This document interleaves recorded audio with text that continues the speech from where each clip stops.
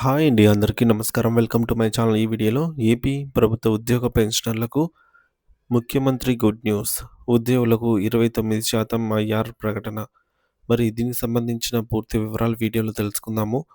Video అయితే ఎక్కడ గాని స్కిప్ చేయకుండా ఎండ్ వరకు చూసేయండి. అప్పుడే ఇన్ఫర్మేషన్ పూర్తిగా అర్థమవుతుంది. అలాగే వీడియో చూస్తున్న ప్రతి ఒక్కరు వీడియోకి లైక్ చేయండి ఫ్రెండ్స్. ఈ వీడియోని తోటి ఉద్యోగ పెన్షనర్ మిత్రులతో అయితే షేర్ చేయండి. కొత్తగా మన ఛానల్ చూస్తున్నవారు ఇంకా ఎవరైనా సబ్స్క్రైబ్ చేసుకున్నట్లయితే వెంటనే మన ఛానల్‌ని సబ్స్క్రైబ్ చేసుకోండి. సో, దీని ద్వారా నేను చేసే లేటెస్ట్ వీడియోస్ అన్నీ మీ వరకు రీచ్ అవుతాయి. ఇక ఆలస్యం చేయకుండా వివరాల్లోకైతే వెళ్ళిపోదాము. ఫ్రెండ్స్, ఇక విషయానికొచ్చినట్లయితే ఏపీ ఉద్యోగులు పెన్షనర్లకు CM Chandrababu good news. Pending బిల్లుల చెల్లింపులు 29% ఐఆర్ ప్రకటనకు అవకాశం. ఆంధ్రప్రదేశ్ రాష్ట్ర ప్రభుత్వ ఉద్యోగులు మరియు పెన్షనర్లకు గౌరవ ముఖ్యమంత్రి నారా చంద్రబాబు నాయుడు గారు గుడ్ న్యూస్ తెలిపారు.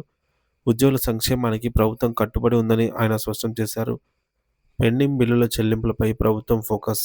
గత ప్రభుత్వ హయాంలో పెండింగ్‌లో ఉన్న బిల్లుల చెల్లింపులను చెల్లించడానికి ప్రభుత్వం చిత్తశుద్ధితో పనిచేస్తోంది. అధికారంలోకి వచ్చిన 9 నెలల్లోనే 7,230 రూపాయలను చెల్లించగలిగారు ప్రస్తుత ప్రభుత్వం. గత ప్రభుత్వం 20,637 బకాయిలుగా పెట్టినప్పటికీ ఉద్యోగులు కూడా ప్రభుత్వంలో భాగమే అని భావించి 35% బకాయిలనైతే చెల్లించామని ముఖ్యమంత్రి నారా చంద్రబాబు నాయుడు గారు తెలిపారు. మిగిలిన బకాయిలు త్వరలోనే చెల్లిస్తాం. ఉద్యోగుల కోరికలు మరియు కూటమి ప్రభుత్వం మీద పెట్టుకున్న నమ్మకాన్ని నిలబెట్టుకుంటామని ముఖ్యమంత్రి హామీ ఇచ్చారు.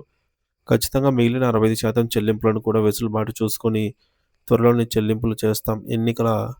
ఎన్ని ఆర్థిక ఇబ్బందులు ఉన్నా సరే ఉద్యోగులు మరియు పెన్షనర్ల ఆర్థిక బకాయిల్ని ఖచ్చితంగా చెల్లించి ఏర్పాటు చేస్తామని ముఖ్యమంత్రి భరోసా ఇచ్చారు. ఈ ప్రకటన ఉద్యోగులు మరియు పెన్షనర్లకు ఒక సూపర్ గుడ్ న్యూస్‌గా చెప్పుకోవచ్చు. ఖాతాలోకి డబ్బులు జమ. ఇప్పటివరకు ఏపీజీఎల్ఐ మెచ్యూరిటీ అమౌంట్ 2023 ఫిబ్రవరి నుండి పెండింగ్‌లో ఉన్నాయి. మినిమమ్ రూ. 3,00,000 నుంచి రూ. 15,00,000 వరకు అకౌంట్‌లో ఉద్యోగుల ఖాతాల్లో అమౌంట్ అయితే జమ అయ్యాయి. అదేవిధంగా రిటైర్ అయిన ఉద్యోగులు, ఉపాధ్యాయులు జెడ్పీపీఎఫ్ క్లోజర్స్ అమౌంట్ మినిమమ్ రూ. 10,00,000 నుంచి రూ. 50,00,000 వరకు వారి ఖాతాల్లో జమ అయ్యాయి. సో, దీంతో ఉద్యోగులు హర్షం వ్యక్తం చేస్తున్నారు. ఇక 29% మధ్యంతర భృతి ప్రకటనకు అవకాశం. ప్రస్తుత ఆర్థిక పరిస్థితుల్లో ఏపీ ఉద్యోగులకు, ఉపాధ్యాయులకు మరియు పెన్షనర్లకు 29% ఐఆర్ ఇవ్వనున్నట్లు వార్తలొస్తున్నాయి.